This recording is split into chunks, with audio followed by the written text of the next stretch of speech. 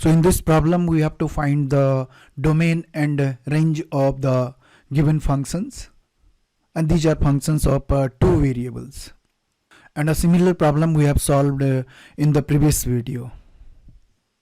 So again, before we solve this problem, let us first see what is function of two variables and how do we define its domain and range.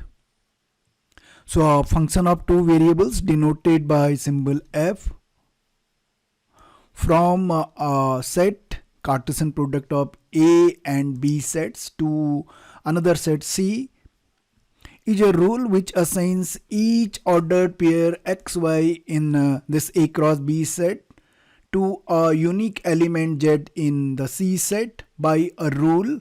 That rule is z equals to a function of x comma y.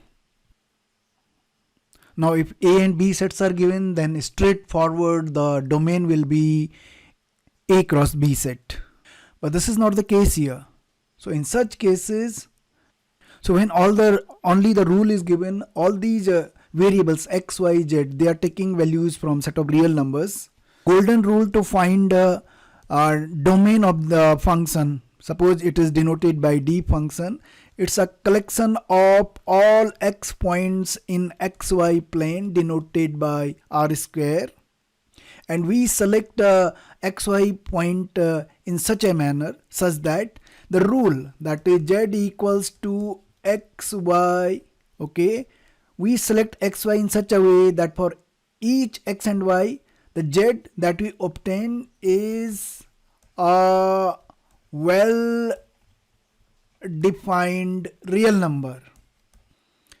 Now what is the meaning of z is a well defined? It means we do not violate any rule of fundamental rules of mathematics, this kind of situation, 1 over 0, this should not erase, because something over 0 is not defined in mathematics, and z should be a real number. Okay, suppose this rule is in terms of a square root. Okay, so a square root of a negative number is a complex number, but we need a real number, z as a real number only, because we are doing calculus, right? So it means this value, the number inside under this square root sign should be a non-negative number only. So let us go back to our problem. So in first part of this problem, our rule is z equals to f of xy, and this rule is given by square root of y minus x square. Now domain D will be collection of all xy point such that this z value, the corresponding z value is well defined and a real number. Now z in this case will be a real number. When will it be a real number? If this expression under square root sign y minus x square is a non-negative number, either it is equals to 0 or greater than equals to 0. So these are the domain points. Okay, if we simplify it, it means domain is all xy points in xy plane such that y coordinate of each such couplet should be greater than equals to x square. We can geometrically visualize this domain D. So this is x-axis, y-axis, and we know that x square equal to 4ay is an upward parabola. So this is a freehand diagram of the upward parabola, and all xy points, this is x-axis, y-axis, all xy points lying along this parabola satisfy this equation of the parabola, right? Now our domain consists of all xy points which are such that y coordinate is either equals to 0 or greater than either equals to or greater than x square. Okay, so it means all the points lying on this parabola, they are part of our domain. Now which part is here y greater than x square, or the region below this y equals to x square curve? Okay, suppose I take any point here 2, x is equal to 2. So corresponding value of y will be 4. So this point is your 2, 4 coordinate, right? Is 4, this distance is 2, right? So a point here above this branch will have y coordinate 4.1, right? And 4.1 will be greater than 4, right? So it means 4 point, this region satisfy y strictly greater than x square. A point lying just below this point will have y coordinate less than 4, say 3.9. So 3.9 will be less than x square, that is 4. Okay, so this is the region, this is the region above this curve. So geometrically all the points lying on and above this parabola y equals to x square gives us the domain. Now coming to the range. So range of function f. So range of f will be collection of all z point. Of course it will be one dimensional, so this will belongs to the set of real numbers such that z we get from this expression z equals to y minus x square, where y should be greater than equals to x square, right?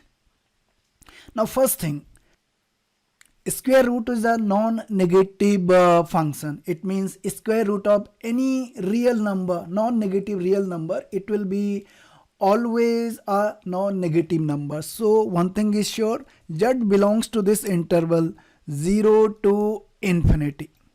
Now the next question is this entire interval z to infinity is the range of the function? Okay, let us go back to the rule. What will be the minimum value of z? The minimum value of z will be when y minus x square is having the minimum value, and y minus x square has the minimum value 0. Okay, so square root of 0 is 0, so z will start, the minimum value for z will be 0. Fine. What will be the highest value that z can take? So the maximum value of z will be the maximum value of y minus x square, right? So when will be y minus x square maximum? When x square is taking least value and y is taking maximum value. So the least value of x square will be when x is 0, and the greatest value of y will be y tending towards infinity. So overall this will be, the number will be tending towards infinity, and square root of a number tending towards infinity means increasing, it will be infinity. Okay, so in this case range of f is actually this half interval 0 to infinity. Now coming to the second part of this problem, and in this case the rule is given by z is f of xy, and the rule is 1 over x into y.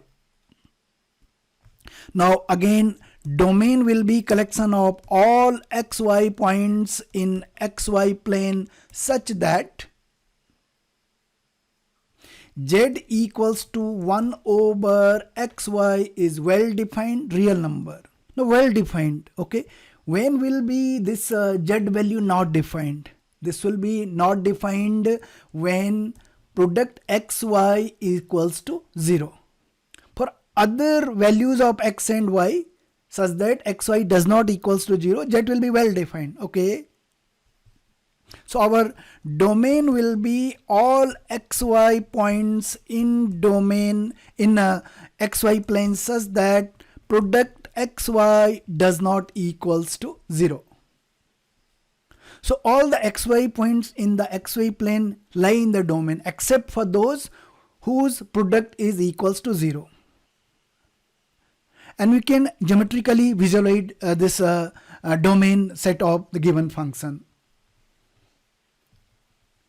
X-axis, this is x-axis and y-axis, right? And we know that along x-axis y coordinate is 0, and along y-axis x coordinate is 0, right? And at origin x and y both are 0. Okay, so we can't take any points along x-axis, neither we can take any point along along this y-axis.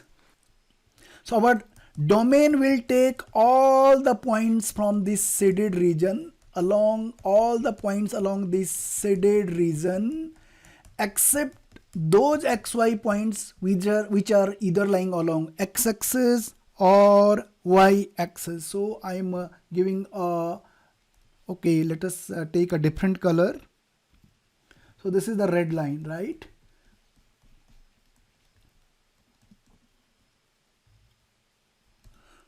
So these points lying along these red lines, x-axis and y-axis, they are not part of this domain. Now range of f. Range of f will be all z, the real numbers z, such that z takes its value from the rule 1 over xy, and xy are such point which are not 0, right? So while deciding about the range, we should also consider the rule, that the rule as well as the condition on xy points. Now let us first see what values z cannot take. Suppose I consider z equals to 0, right? So suppose z equal to 0, it will be 0 equals to 1 over xy, and if we cross multiply, we will get z equals to 1, which is not valid in mathematics. Okay, so one thing is sure, z cannot take 0 value. So 0 value cannot be in the range of function. So 0 does not belongs to range, right? Does not belongs to range. What about the other real numbers?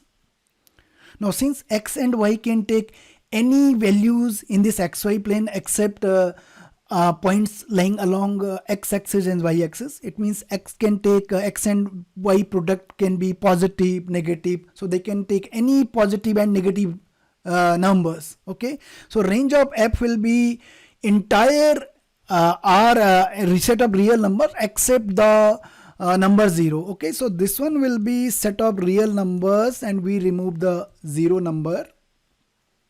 Or in the form of intervals, we can write it as interval, open interval minus infinity to 0, union 0 to infinity, open interval. We have removed the number 0 from here.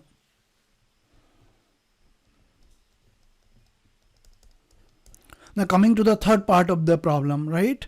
And here the rule is given by z is a function of xy variable, and the rule is this one is sine of xy. And this one is easy one, right? Now before we find the domain and range of this function of two variables, let us first see what is the domain and range of this function of one variable in terms of sine x. And we already know that domain of this sine x function is always minus infinity to infinity, and range is the interval minus 1 to 1. Now here the domain is given by the numbers xy. Since sine is defined for any real number, it means the product xy can take any combination of real numbers, right? It means x can take any point from the real number set, y can take any point from the real number set. So in this case, domain of function f is equals to collection of all xy such that x belongs to minus infinity to infinity and y coordinate taking values minus infinity to infinity, and this means the entire xy plane is the domain in this case. And for a range of f, of course range of f will be one dimensional, values of z belonging to set of real numbers. And since here we know that the range of sine x function is minus 1 to 1, so in this case again this sine function will also take values between minus 1 to 1, whatever be the values of the order pair x and y.